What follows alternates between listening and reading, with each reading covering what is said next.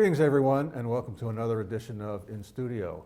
I'm your host, Ted Perch, and today we are sitting with multimedia artist John Landino. Welcome to the program, John. Thank you very much for having me today. Now, get busy! So you described yourself as a multimedia artist, and you're also a sculptor. So how did you get into sculpting, and how did you get into art, being an artist?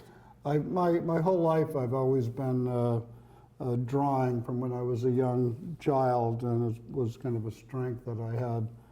And my drawings developed over the years into more sculptural forms. And near in the late 70s, I was actually videotaping myself doing my drawings, and the goal was to try to get the drawing to come out of the paper. So I was interested in perspective and three-dimensionality. And one of the last pieces I did was a ball coming off a ramp, coming right out at the viewer. And I worked on that and worked on that, and finally I said, well, wait a minute. If I'm trying to get this out here, right, maybe I should be making sculpture. Right, yeah, absolutely. That was my thought, because I was going to ask you why, but you just answered the question of why sculpture. But you know, sculpture is a three-dimensional practice.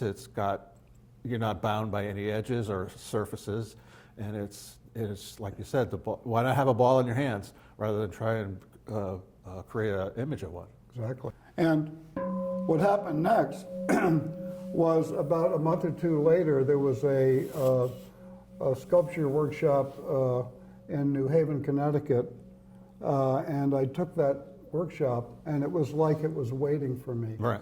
Like for some reason, metal. I just started to make metal sculptures from the beginning. A colleague said to me at this, oh wow, you're making like David Smith. I didn't know who David Smith is. David Smith is one of the foremost American metal abstract sculptors. Yeah. Look him up, he's fantastic. Within my second class, they said, you need your own room. You're making too much smoke, your pieces are too big, and you're making too much noise. Perfect, yes, I am. That's my art, yes, I am. But this is what I mean. It just naturally came to me. The material was waiting for me. My grandfather and father worked as metalsmiths for years. Wow. Yeah.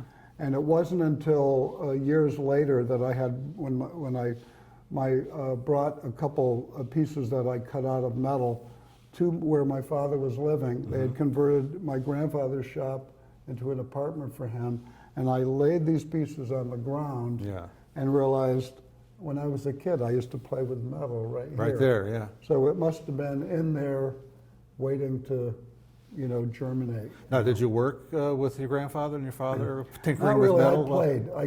I just bent metal on little machines and cut out things like that, but I didn't really make anything. My grandfather did make me a steam engine, though, one time for a high school class. And I've always been someone who's collected and found things. I've made sculptures out of found objects, so a lot of my sculptures that I've done in the more recent years have all been made out of found objects, found pieces of metal that I don't manipulate. Right. So if I'm going to weld the book closed, or this is a hard drive right here, I find a piece that'll wrap around it. Right. But just to take you back a little bit, I started to do that sculpture at the class, and I was making pieces human scale. And then the janitor came to me and said, "No, you can't leave these things here." And I was like, so boom, studio. I needed a studio. I was living in New Haven, and I happened to talk to some other people at the Art Center, and they had a studio available on the Quinnipiac River. Oh yeah. Right on, near Grand Street, and so I got this big giant studio with cranes, inside cranes on roller I-beams and so forth, and my work started to get large right from the beginning. I started to make outdoor sculptures. Go big or go home?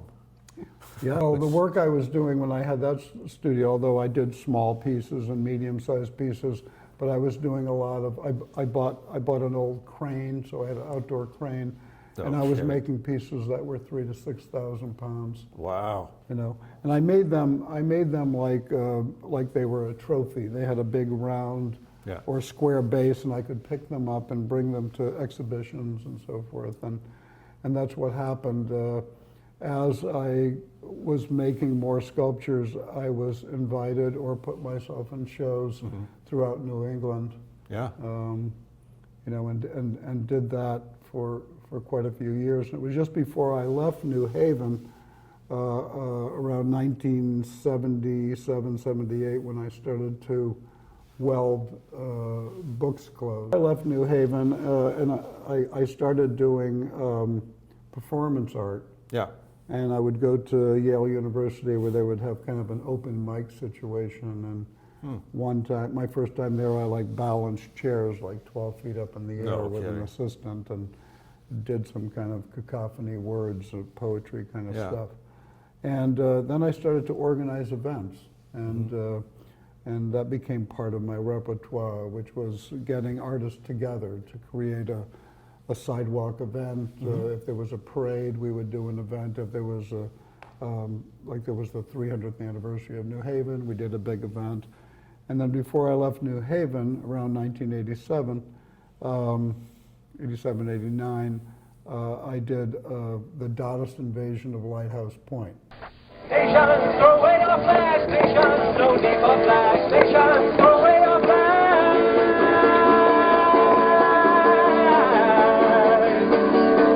Count your vote, politicians, don't count your vote. No bass.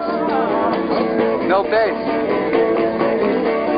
Dadas, you better get ready, Dadas, you're gonna be set, Dadas will be beautiful artistic ingenuity in it. It's just, it's unbelievable.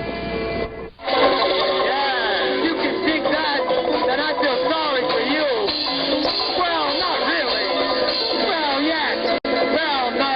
What the hell do I know? What the hell do you know? But we ought to know, you know that, and if we don't, we ought to find out.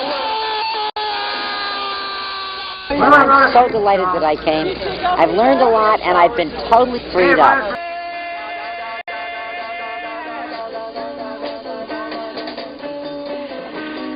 part of the global community.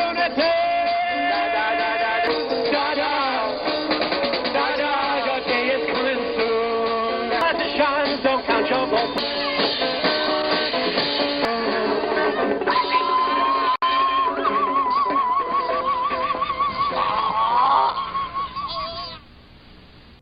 Yeah. And we involved artists from, it was a town and gown, Yale and the New Haven community and surrounding Yeah, yeah. community of artists would come to my studios, and we'd have meetings called the Last Supper. And we would plan this, Yeah. this event, the Dadaist invasion The of Dadaist Lighthouse Point. invasion, yes, indeed. It's on YouTube, Yeah. and it was a fun thing. I was up in the lighthouse flying big pieces of cloth. Also around that time, I started to, one of the events I did was called Holiday Wrap Inside Out, and we were given a building down near the New Haven train station, and it was 12 stories high. Really? And I was going to wrap it like Cristo. Like Cristo, yeah. And I got these giant sails, and every time I started wrapping the building, these winds would come and rip them off, and they'd be going on the train station. They'd be really upset about it on the train tracks. Yeah. So I finally realized, I'm not going to hold these things back. I'm going to fly them. And so I started flying sails that were 8 stories long Yeah. Wow. and 5 stories wide, and flying them, and I call them kinetic wind sculptures. Yeah, sure. So when I did the Dadaist invasion of Lighthouse Point, I flew one of those sails off the lighthouse. Yeah. So that was pretty interesting, and I did that for a bunch of years until it got to be a little bit too dangerous for me. You're doing a program or an exhibition at Map Space at Eastworks. So, and it's Altered Books. That's the title of it. Book art show, Altered Books. So tell me about that. Well, let me just tell you how I got involved in doing altering books myself. You know, there's a whole group of artists that have been dealing for over 20 years, and probably 60 years when you think about it. Artists would be inspired by a book You get the title, the content, the object itself, and then decide to utilize it in a piece of work. And it could be glued, taped, painted on, cut in half. They fold books into flowers. I mean, it's just amazing what people do with books. I didn't know about all of this. And in 1987, 89, there was this piece of art that became very controversial. It was called Piss Christ Oh, yeah. by Andrew Serrano. And Right. he was in the Stux Gallery in New York City Yep. at the time. And he was using artist fluids, his own blood, his own urine. And Andrew Serrano was and is now a very famous photographer, was doing large photography projects. And he had this piece that was a plastic and wood crucifix Yeah, in some kind of vessel filled with his urine, which he wasn't really projecting out there, except it was Piss Christ. But the piece looked fantastic. Yeah. I mean, even religious people would come to see it because it looked like, the light coming through the clouds and just dramatic. Right, right, yeah. And then people started to realize what it was. Oh, it was And huge some controversy. religious people got involved, and Jesse Helms, That's right. a Republican, who way back then was still merging, religion with politics, was upset that Andrew Serrano had received money from the National Endowment of the Arts. Right.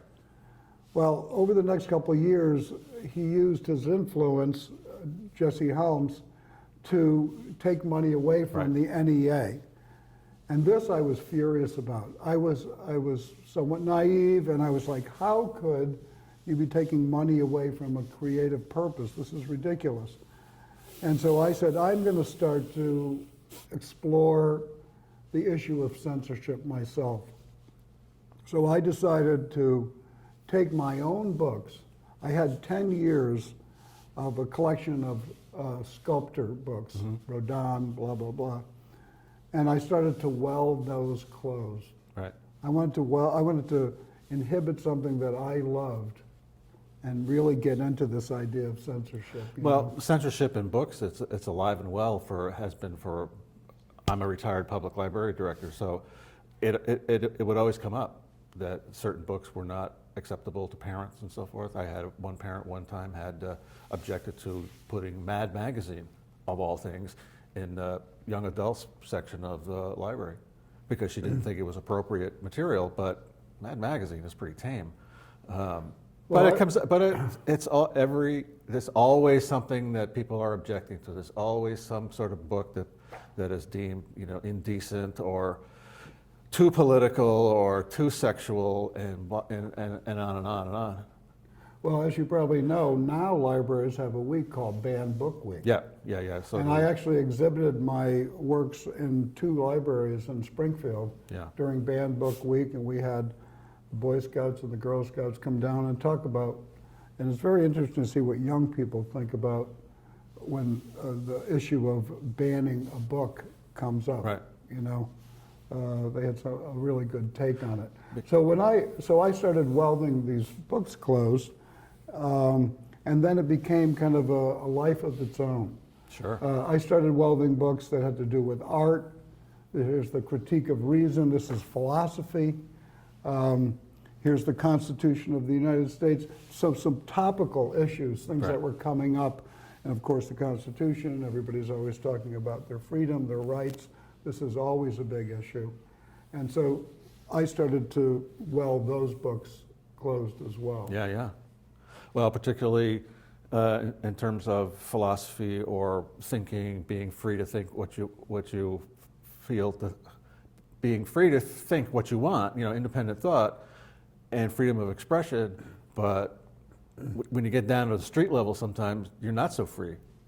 And there's always somebody out there who basically it's like, well, I don't agree with that. And my answer always was, well, you can disagree, but some people do agree. So you have the right to, everybody has the right to their own opinion, But that doesn't mean that you get the right to take that book off the shelf because you find it offensive somehow.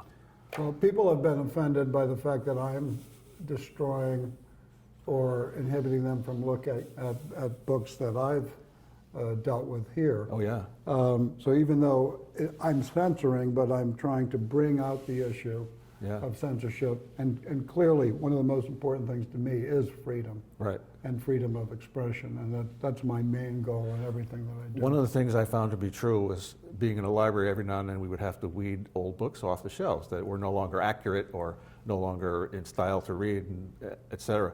And I remember I just used to get complaints from people. Why are you throwing those away? Well, because they're not scientifically accurate. It's 20 years ago. The world is very different than it was portrayed in this book. And you certainly don't want your school-age kid learning bad science that's 25 years old. But very often you get that the book, which is a good thing, that the book itself as an artifact is sacred. Anything you do to a book, it riles people up because it's a book. It's got something. Well, there's it something. has the power in the fact that, during the Second World War, the Nazis were burning Yeah. books and getting rid of literature from different cultures and artwork as well. Yeah. So it brings up a lot of issues for people, as it should.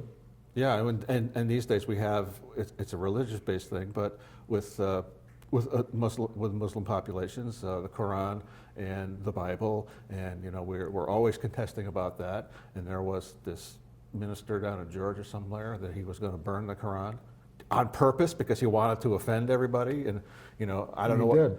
Yeah, what his point was, but so it's an ongoing struggle. So I've been doing my welded books now for about 30 years. Yeah. And I continue to do them. The show Altered Books, that's going to be at the Map Space Right. in Eastworks the whole month of April. I'll be making one or two major pieces. I have a couple very large books, and I'm planning on doing something pretty intense with them. I haven't even totally figured out what I'm going to do. Oh, good. So you'll have to go to the exhibit to find out what he's up to. But the Book Art Show, Altered Books, is April 4th through 27th at the Map Space at Eastworks, and there's a number of events that are listed. On April 6th, there's a preview. Now, what's the preview?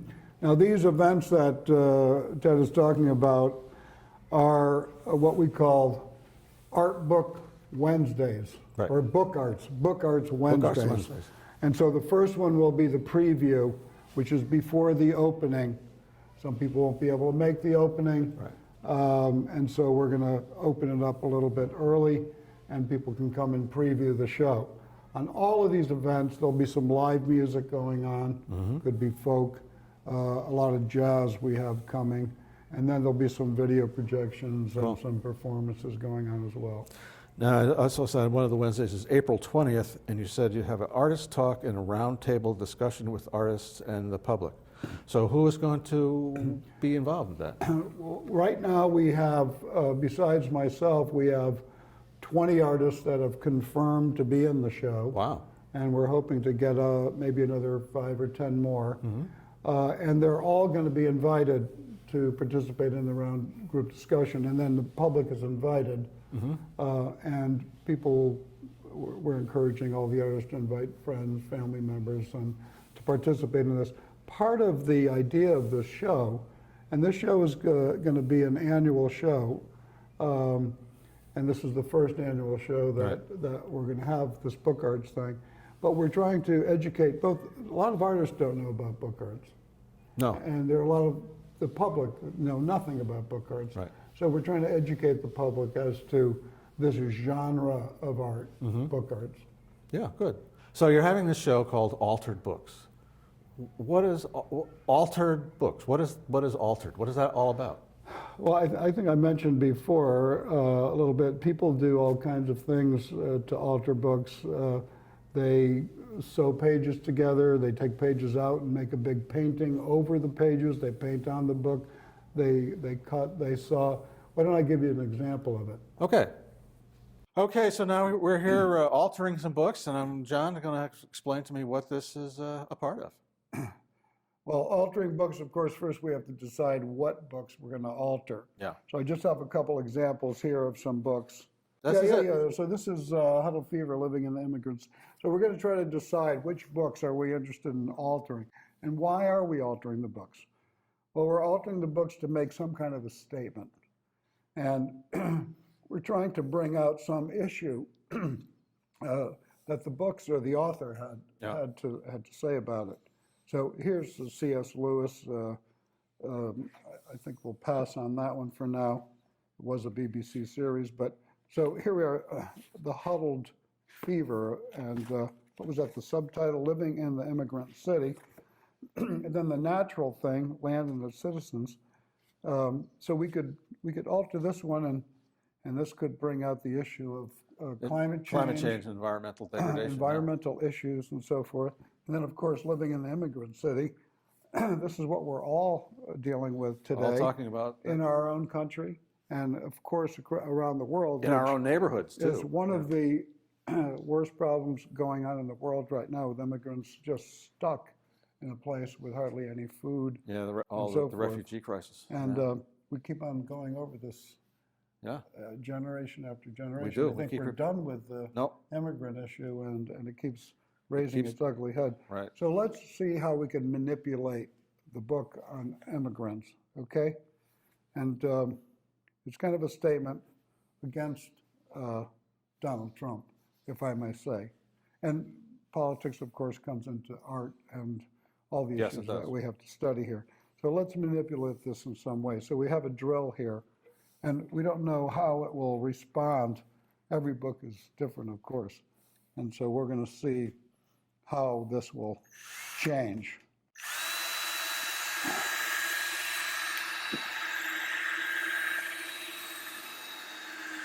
A little bit of smoke pouring up there. That's all right. This is actually not smoke. This is the dust of the paper. Yeah. Okay. So here's the manipulation. You can see, if you can zoom in on this, that you're seeing the interior of the book coming to the outside. So here's a manipulation. Oh, what a! It's kind of really an interesting visual effect. Also, thought-wise, the inside coming out. Yeah, Because when you read a book, exactly. that's what you're That's doing. right. And what we're trying to do is bring out the issue Yeah, of yeah. immigrants Bring out the issue. in a way that's a little torturous.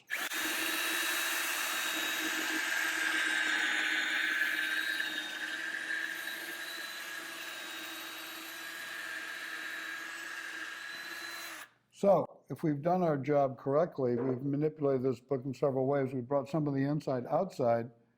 We've also made it so we can see through the book, And see through the problem. Yes. okay? Or see into the See issues into that it, are both. going on.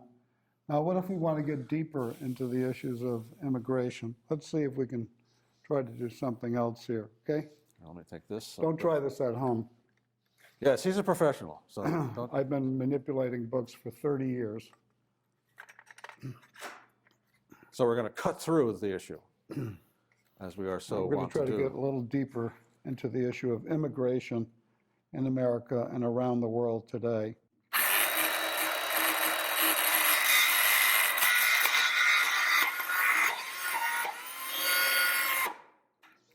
No, we can't get through it yet. So it's bound up a little bit.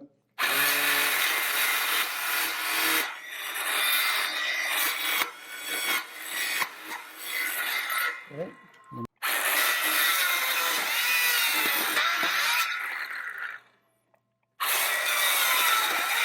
Oh, that was great. That was Yeah. great. So see, now you can see how the book is getting manipulated.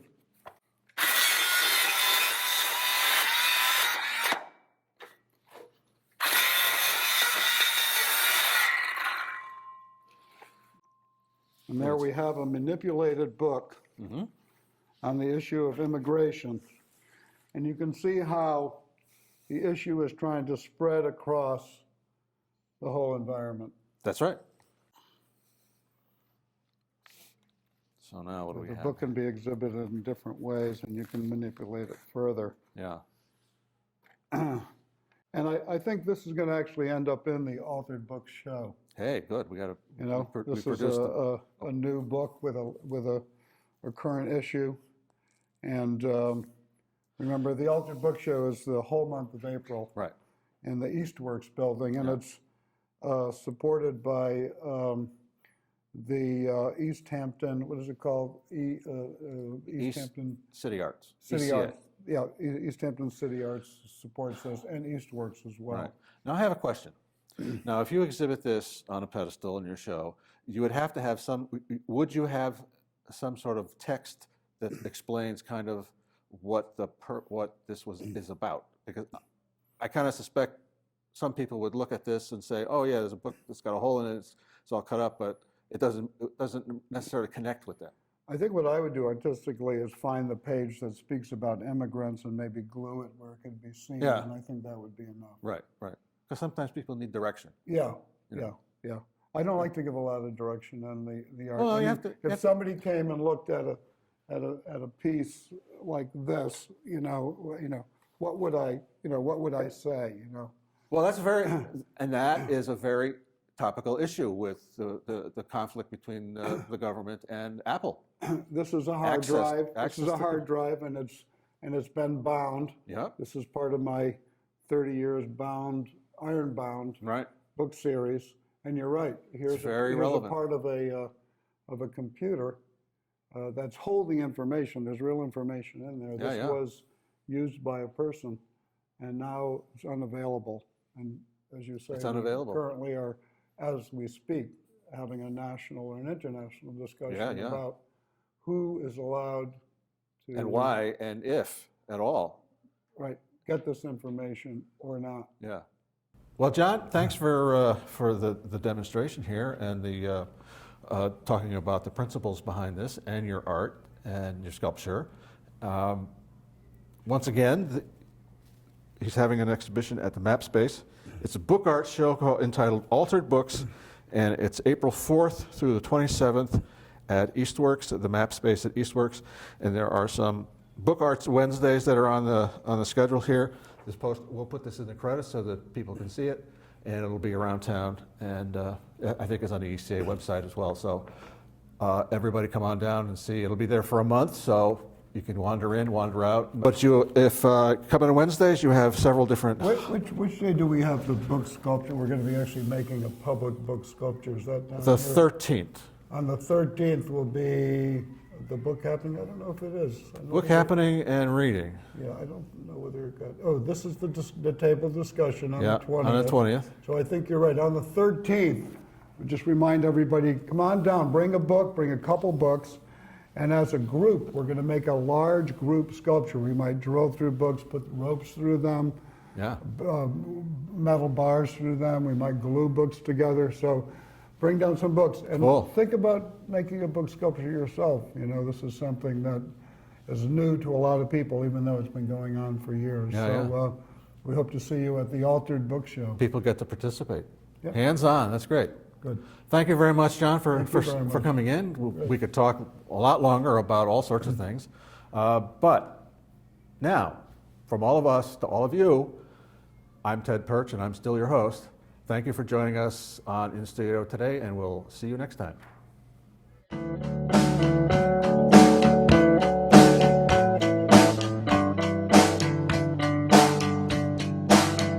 Open your eyes, here comes a bigger part. And seek and define, the answers are easy to read.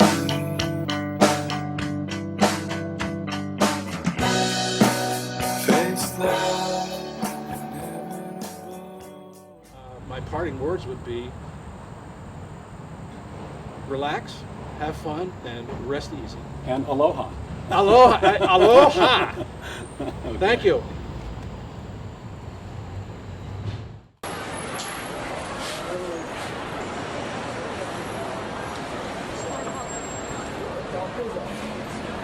Thank you.